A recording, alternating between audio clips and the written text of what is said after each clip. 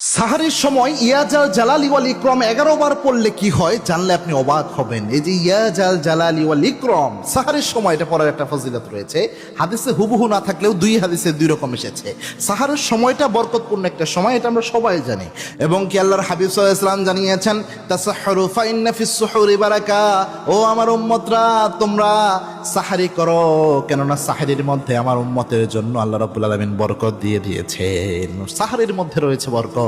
এই জন্য সাহারের সময় জরুরি একটা সময়, এই সময় দোয়া করলে সবচেয়ে বেশি দোয়া কবুল হয়। তো ইয়াজাল জালালি ওয়াল ইকরাম কেন বললাম, একবার রাসূল সাল্লাল্লাহু আলাইহি ওয়াসাল্লাম মসজিদে নববীতে বসা, এক সাহাবী পাশে ইয়াজাল জালালি ওয়াল ইকরাম এভাবে পড়লেন, ইয়া হাইয়ুন ইয়া কাইয়ুম ইয়াজাল জালালি ওয়াল ইকরাম, এভাবে পড়ে আল্লাহর কাছে দোয়া করতেছে।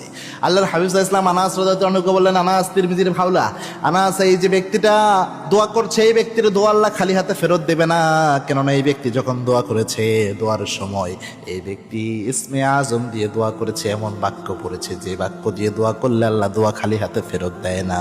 এই বাক্য এই ব্যক্তি পড়েছিল ইয়া হাইয়ুন ইয়া কাইয়ুম ইয়াজাল জালালি ওয়াল ইকরাম।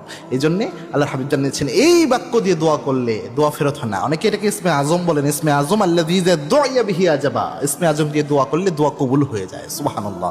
এই জন্যে সাহারের সময় যেহেতু বরকতময়, এই সময় কিন্তু আল্লাহ প্রথম আসমানে নেমে এসে ডাকতে শুরু করেন। এই জন্য এই সময় 11 বার যে কোনো দোয়ার জন্য, মনের যে কোনো বেদনা, যে কোনো সমস্যা, পরিবারের যে কোনো ক্রাইসিস, যে কোনো অভাব অনটন, যে কোনো সমস্যার জন্য আল্লাহর কাছে যখন চাইবেন 2 রাকাত নামাজ পড়ে ইয়া হাইয়ুন ইয়া কাইয়ুম ইয়াজাল জালালি ওয়াল ইকরাম 11 বার পড়েন। বেজোর সংখ্যাকে আল্লাহ পছন্দ করে। 11 বার পড়ে এরপর আল্লাহর কাছে এটা পড়তে পড়তে কান্না করে আল্লাহর কাছে চান, আল্লাহ আমার এই সমস্যার সমাধান করে দেন। আশা করছি ইনশাআল্লাহ আল্লাহ সমাধান করে দেবে।